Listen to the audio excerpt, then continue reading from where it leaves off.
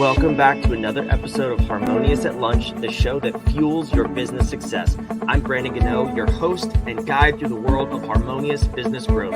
Today, we're unlocking powerful strategies with industry experts to help your business thrive. If you're a business owner, entrepreneur, or executive, you are in the right place. Join me and our incredible guest today on the journey to clarity, growth, and success. It is time to revolutionize your approach to business. Let's dive in with another episode of Harmonious at Lunch.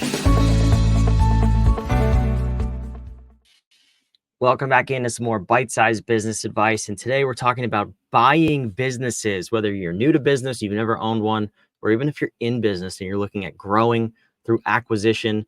We're going to talk to somebody who's got probably a unique perspective and has helped clients buy businesses rather than starting them, because who wants to start from scratch, right? That's no fun.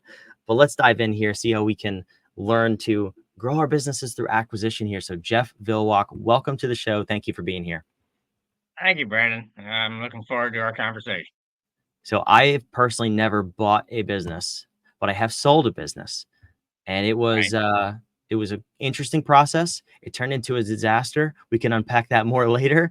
But I'm sure you're going to have a lot of tips on how to avoid disaster in this episode. But you have 3 key reasons why you should not start a business. You should buy one rather than starting one. So I'm curious to dive in here because a lot of people want to get into business.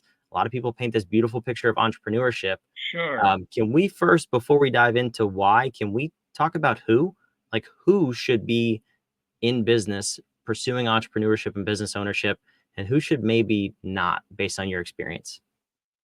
First, that's a great question because, this is not for everybody.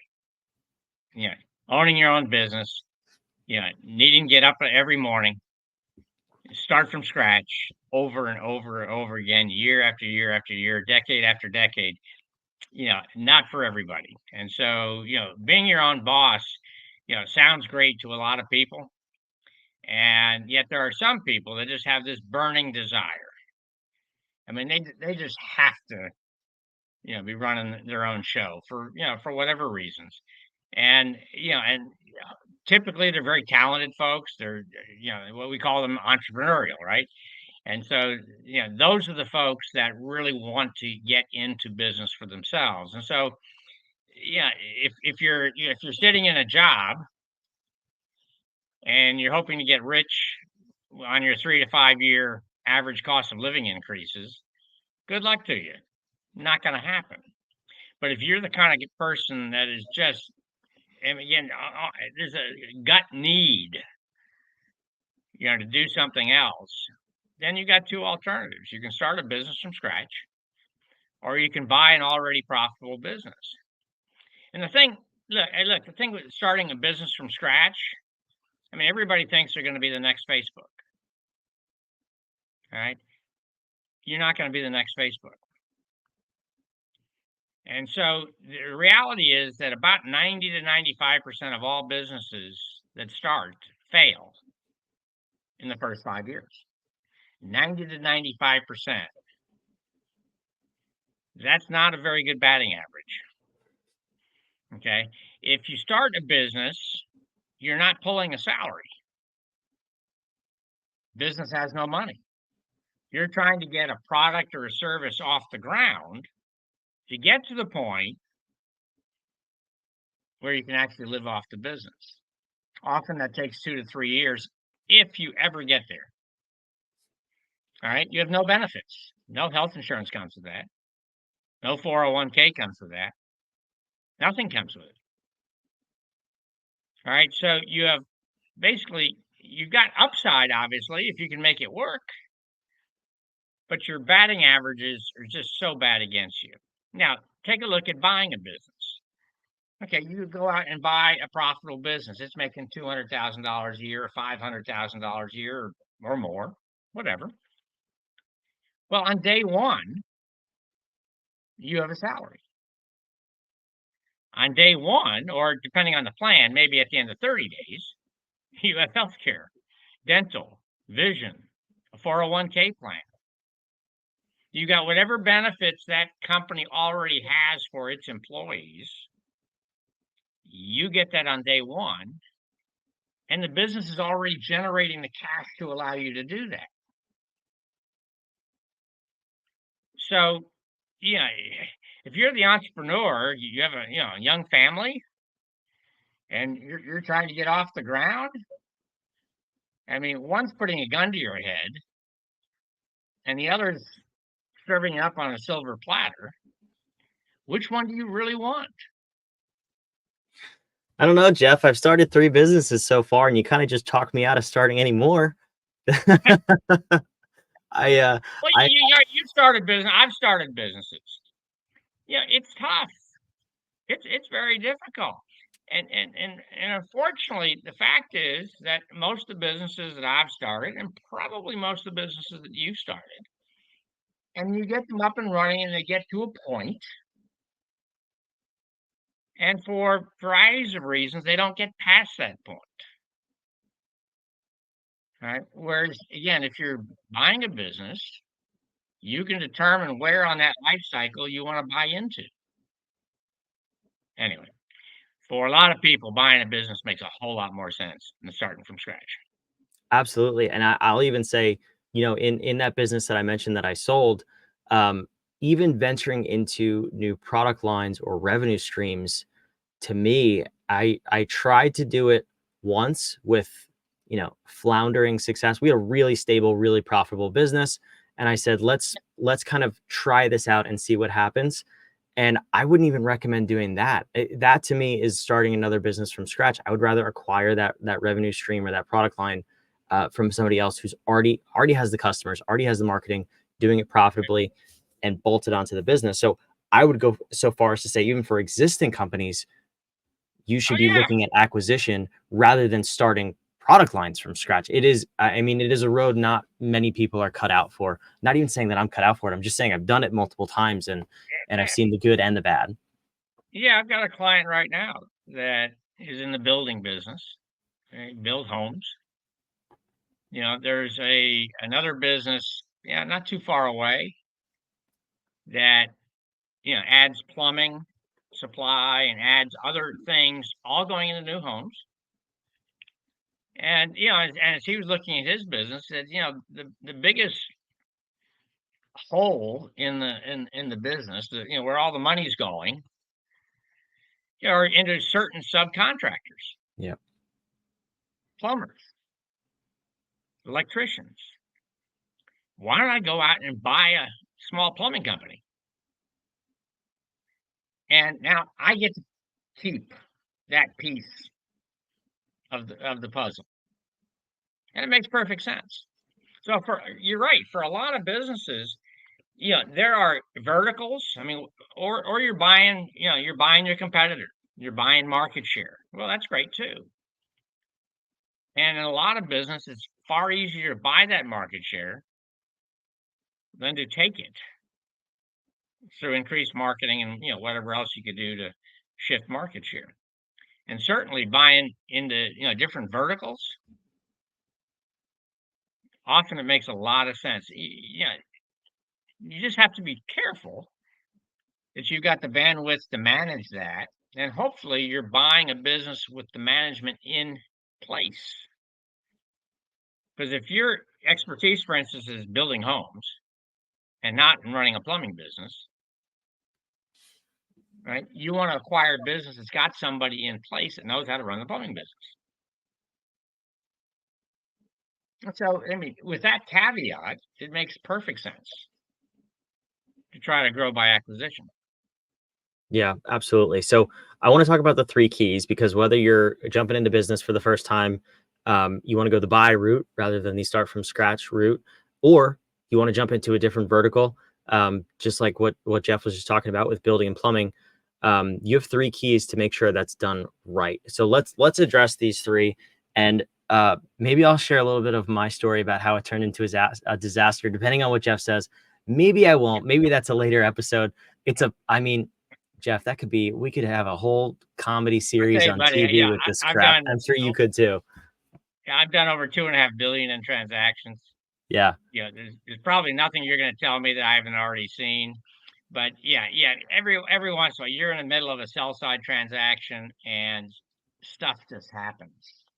stuff just happens, including one deal I was a part of where, we were going to be closing on Monday. The owner CEO that was going to continue on with the business passed away over the weekend. Oof. Bad timing. Not that we can control those things. Bad timing. That, needless to say, that deal didn't happen. Yeah. So, I mean, stuff happens.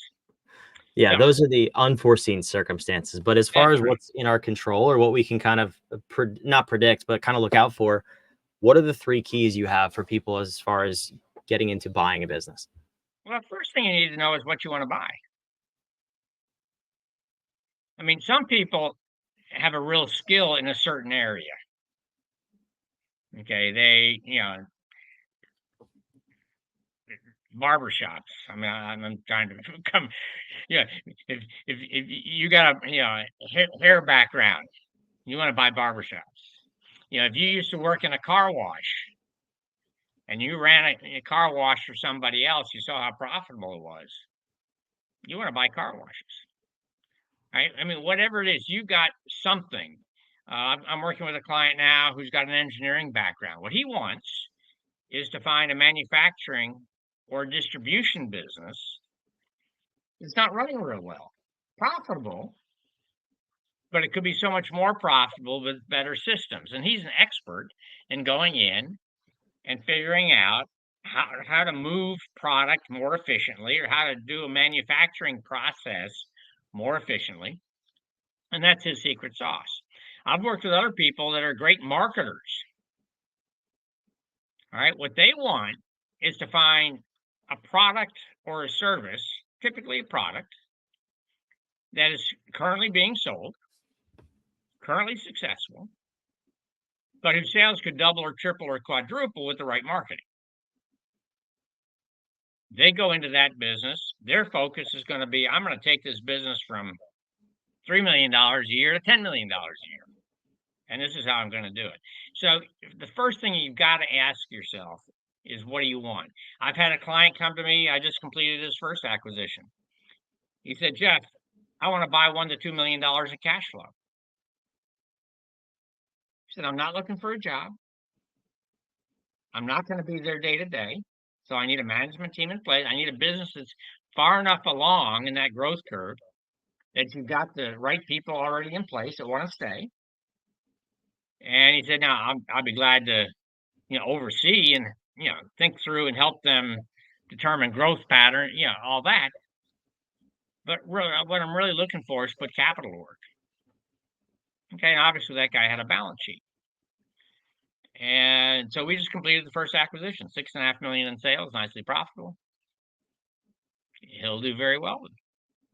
So in So that that's the first thing. conversation of know what you want to buy, obviously very valuable to know what you're looking for and not just say all businesses on the table.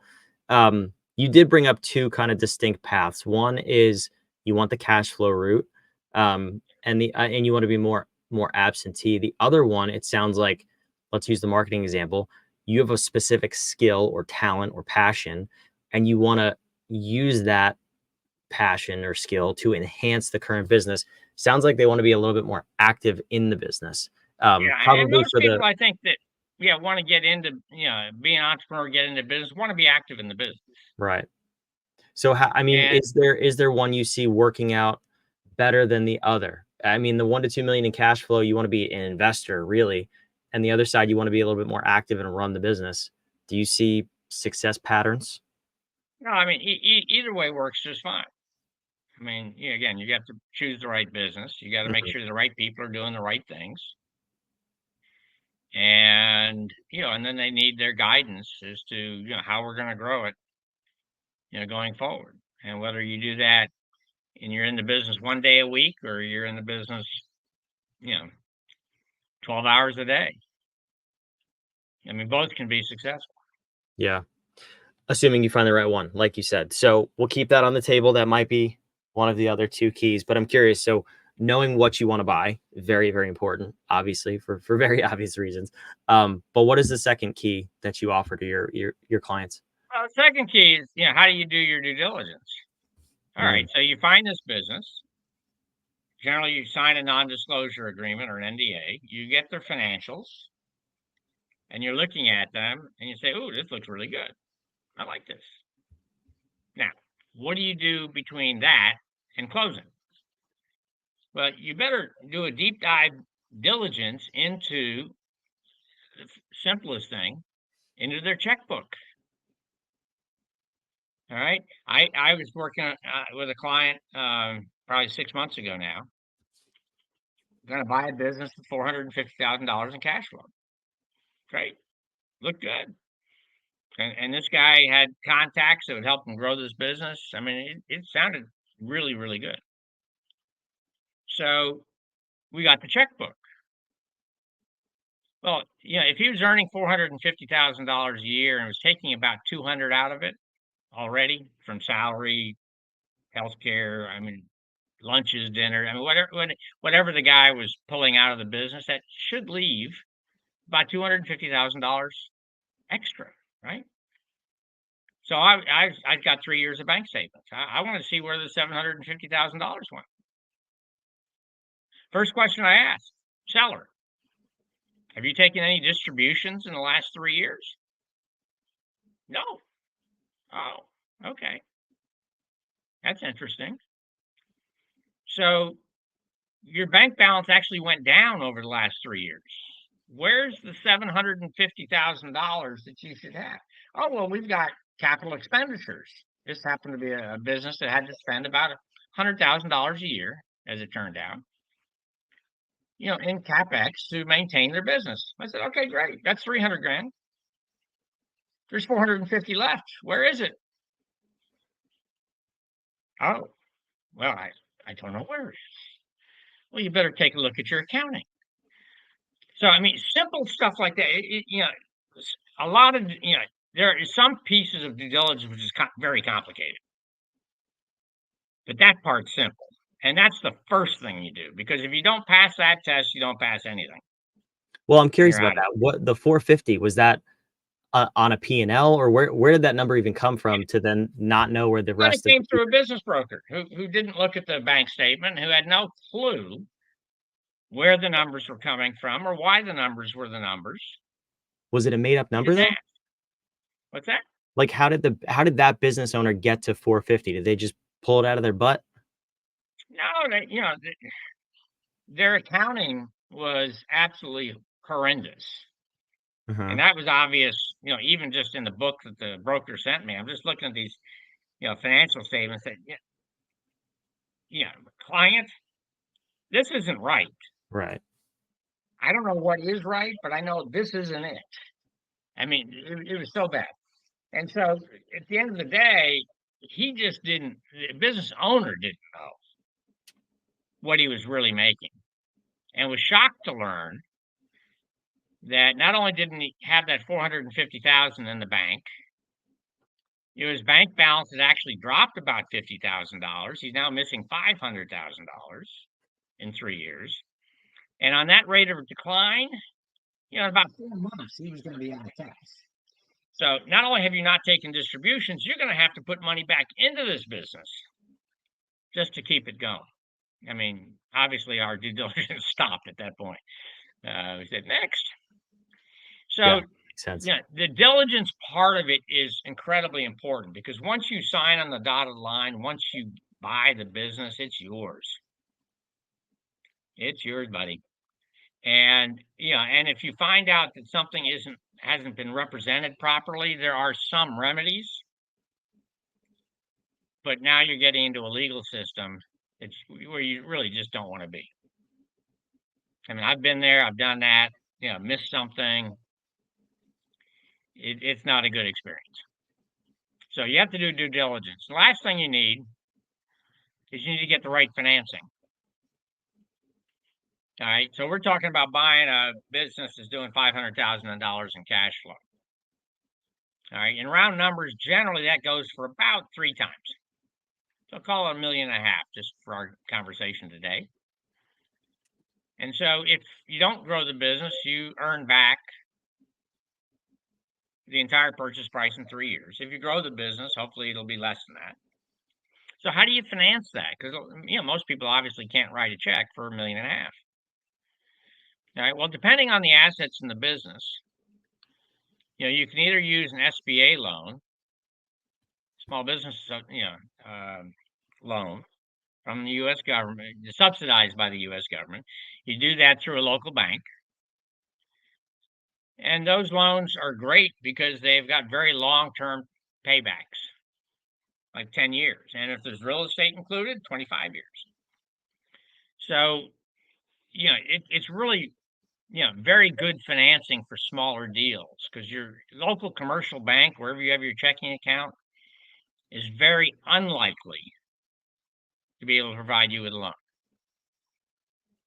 I mean, unless you've got a lot of collateral. Now, if if you have $1.5 million CD that you want to put up as collateral, they'd be glad to lend you $1.5 million. They'll pay you 4%, you pay them 10%. I mean, you're just arbitraging your own money. And if you had $1.5 million, you wouldn't be talking to the bank anyway. So generally, I mean, banks don't work. The other alternative is it's called an asset-based lender, or an ABL. And they will lend off of receivables, they will lend off of inventory, they'll lend off of real estate. And so those are the two primary ways. I guess the third would be a seller note.